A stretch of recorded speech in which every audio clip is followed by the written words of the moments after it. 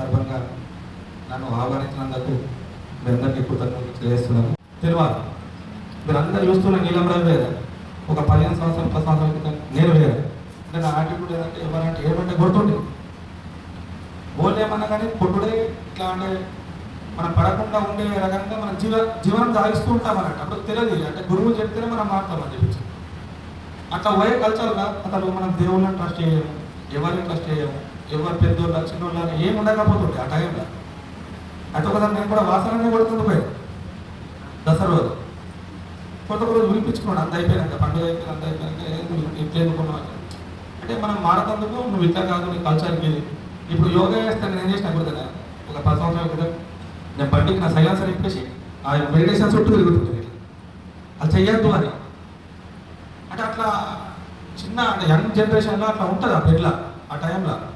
మా friend meditation పోతున్నా నేను రాను ఇలా పార్టీకి అని అంటే నేను ఏం చేసినాను ఎట్లా పోతాను మెడిటేషన్కి, ఈ మెడిటేషన్ చేయని అని చెప్పి బండి సైలెన్సర్ తీసి చుట్టూ తిరిగినా నాకు చుట్టూ సౌండ్తోని. అట్లా ఇప్పుడు ఉన్న యంగ్స్టర్స్కి మొత్తం ఆదర్శంగా ఈ యోగా బృందం నిలుస్తుంది.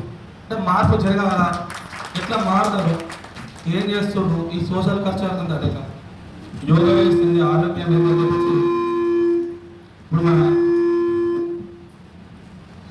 మన లింబాద్రన్న ప్రతి విషయాన్ని అలా సోషల్ మీడియా వేదిక ద్వారా షేర్ చేస్తుంది కాబట్టి అది ఏర్పడుతుంది నాకు. అంటే యూత్ ఎట్లా ఉండాలా, ఏం చేయాలా, ఫ్యూచర్ ఏం చేయాలి.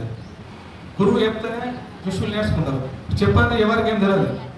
ఇప్పుడున్న యంగ్స్టర్స్కి మీరు ఎప్పటికప్పుడు కూడా షేర్ చేసుకుంటా పోతే కల్చర్ ఏంటి, ఎప్పుడు ఉండాలా, ఏం చేయాలని చెప్పి చెప్పుకుంటా పోతేనే చిన్నపిల్లలకు అర్థమవుతుంది.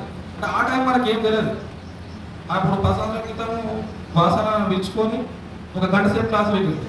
ఇట్లా కాదు జీవన స్థాయి ఏంది, దేవుడు ఏంది, భక్తి ఏంది ఏంటంటే అప్పటి నుంచే నేను గుట్ట మీద పోతున్నా, దేవుడిని మొక్కుతున్నా. అంతకుముందు నేను పోకపోతున్నా సార్. అంటే గురువు చెప్తే మారుతారు.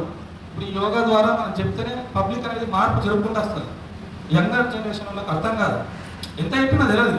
పర్సనల్లీ ఒకళ్ళు పిలుచుకొని ఇంపాక్ట్ ఇస్తేనే వాళ్ళకు మెమరీలో ఫీడ్ అవుతుంది అన్నట్టు.